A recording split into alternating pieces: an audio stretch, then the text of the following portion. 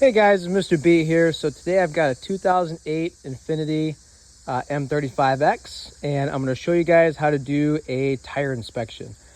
This doesn't really matter what vehicle it is. If you're going to do a tire inspection, you're going to want to, look up the right tire pressures and go off of what the manufacturer recommends for your vehicle. But this is basically just a generic video on how to check tires for irregular wear and check air pressures.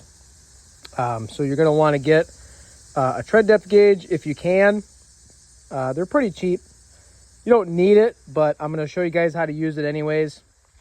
But if you want to check your air pressures, the cheapest way to do it is to go and buy one of these pencil gauges.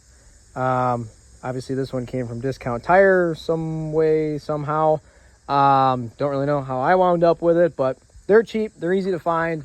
You can buy them at gas stations, parts stores, Walmarts, Amazon. This is the cheapest way to do it. I like to keep one of these in my glove box at all times, just in case I need to use it or I'm on the road and need to adjust my air pressures. If you don't have an air compressor at home to air up your tires, technically speaking, you could use a bicycle pump. It's going to take you a long time to do it. But you could use a bicycle pump if you absolutely had to. Otherwise, you could take and drive your vehicle to pretty much any gas station. Unfortunately, a lot of gas stations nowadays make you pay for the air, but there are still some out there that allow you to check it for free. When I worked at Firestone, we did do air pressure checks for free. A lot of your tire shops, Firestone, Goodyear, Discount Tire, Costco, Walmart, a lot of those shops will do air pressure checks for free as a courtesy. So there's plenty of options out there to air up your tires if needed. If you have a miniature air compressor at home, those work great as well. But anyways, before I get going on this tire inspection, I want to check and see what the pressure should be at. So if you open up your driver's side door on most vehicles, it's going to tell you what the pressure should be set at. Please don't go off of the tire sidewall. I see people do this all the time. When you look at the tire sidewall, let's see, it says it here somewhere. Yep, right here. It says to never inflate beyond 40 psi to seat beads. Max pressure 44 psi. So anywhere from 40 to 44 psi. There's two different pressure specs labeled on this tire. Neither one of those are what you actually want to set your tire at, unless you're doing some heavy hauling in your Infinity. I doubt anybody ever would. Well, I don't know. Maybe somebody would. Anyways, moving on. Point is, the pressure on the sidewall is not what you want to set your tires to. That will be too high of a pressure. You'll overinflate those tires and cause irregular wear. Okay, so this is what you want to go off of for tire pressures. So front and rear tires are supposed to be set at 33 psi. So that is what I'm going to check these tires for. If I need to take some air pressure away or add air pressure, I'll go ahead and do that. I'll just show you guys how to check the pressure on one tire, just to give you guys the rundown on how to do it. So there's going to be a valve stem cap right here. You remove the cap, set that off to the side, and then take the end of your air pressure gauge, stick it in the end of the valve stem there, and then it's going to show you where it's at. So we're right around 30 psi right now, so it is a little low. We were right at that 30 mark, and it's supposed to be at 33. So I'm going to go ahead and air this up using my air compressor, and I'll show you guys what that looks like. All right, so I got my air compressor going. I got the end of my air hose here. So now that I got my air compressor going, really all I got to do is push this on the end of the valve stem, and it will air up the tire. So I'm gonna go ahead and check it again, and there we go. That's pretty darn close to 33. I add a little bit more air. Check it one more time. Yep, so that's 33. So we've got 3 notches past 30. That's obviously 33. Don't forget to put the cap back on. These caps are not just cosmetics.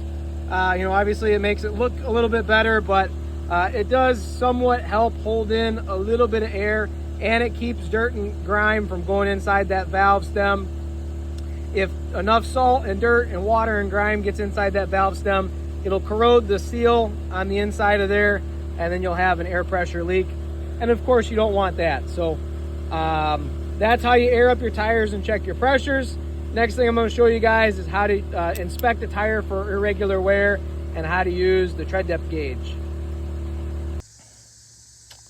All right, so when you do a tire inspection, of course you want to do this on all of the tires, and you want to check the air pressures on all of the tires. But I'll use this one as an example. This one is actually very evenly worn. There's pretty even tread wear across the whole tire, but I want to go over a few things with you guys on what to look out for. So if you see a tire that's worn down more in the middle, that tells you that that tire's been overinflated. There's been too much air pressure in that tire for a long time.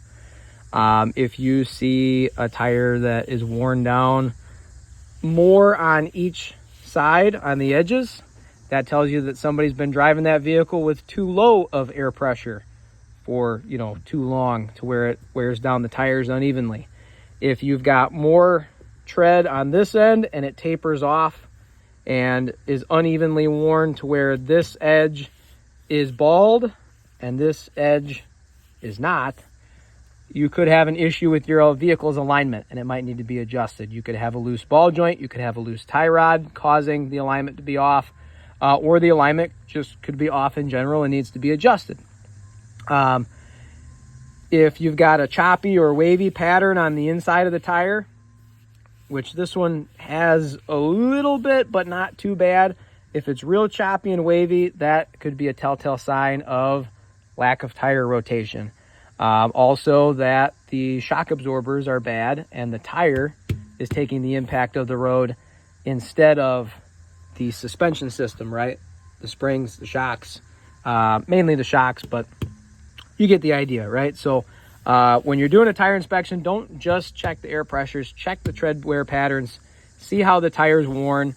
If it's evenly worn like this, awesome, good. The alignment's good. You know that there's probably not anything loose, but you still want to check your ball joints and tie rods anyways, just to be safe. But if you see that uneven wear, you got to make a note of it. You got to figure out why it's unevenly worn, because these tires will somewhat tell you what's wrong with the vehicle just by looking at the tread pattern. So as far as the tread depth goes, you want to make sure you check it on a regular basis. I like to do it every oil change. So the way these work is you've got these dashes on them. Obviously this one's nice and color coded: green, yellow, red. Red would be bad, yellow would be okay, green would be good, right? So 2 30-seconds of an inch, that mark right there, is the legal limit. On most tires, there is a notch built into the tread right there. And when the tread pattern is even with that notch, that is supposed to tell you that your tires are now legally bald. Technically speaking, you could get a ticket for that if your tires are at the legal bald limit. So the tool is pretty easy to use. You just take the end of it and you push it in between the tread, push it down until it stops, and then you go ahead and read where it's at. So this one happens to be between 5 and 6 30-seconds of an inch, which is okay. It's not a new tire, but it's also not legally bald. So, you wouldn't get a ticket for something like that. When winter hits and it gets real snowy and icy, once you get down closer to that legal limit, okay, yeah, your tire's not bald, but you're not going to get the same traction with a, worn down tire than you would with a new tire. So that's something else you want to keep in mind too. If you live in an area that has a lot of snow and ice, I wouldn't say that this tire necessarily needs to be replaced today, but depending on how often, it gets driven, how many miles are put on the vehicle yearly, it might need a set of tires before winter. It just kind of depends on the situation. So the other thing you want to look out for too is any breaks in the tread, any dry rotting, any cracks, something like that, which isn't horrible, but sometimes as the tires age, they get dry rotted and then they can leak air actually from the cracks in the tire. You want to check for any bulges, any, spots in the tread where it pushes out. If it's, if the bead breaks on the tire, it can cause noise, it can cause vibration. So you want to check for that. If there's any bulges or chunks missing out of the sidewall, you want to check for that as well. Sometimes people hit curbs and they bend their rims, crack their rims, maybe, break open the tire a little bit. Those are all things you want to look for when you're doing a tire inspection, just to make sure that there's no issues with the tire and that it's, of course, safe to be driving on the road. You will find some little rocks or pebbles shoved in there sometimes that might look like a nail. That, of course, is not a nail, but, sometimes you might see stuff like that and want to look out for it. You can find a nail or a screw in the tire. You could always spray it down with some soapy water just to see if, it's leaking, to see if there's any air leaks, and just go from there. So I wanted to take an opportunity to show you guys another tire on this Nissan Altima. Not that that really matters, but anyways, there's more tread wear on the edges of the tire than in the center. So that is a telltale sign of tires that have been underinflated for too long. So if the air pressure is too low for too long, then it's going to cause edge wear on both sides of the tire and less wear on the middle of the tire, because the middle of the tire is bowed up a little bit.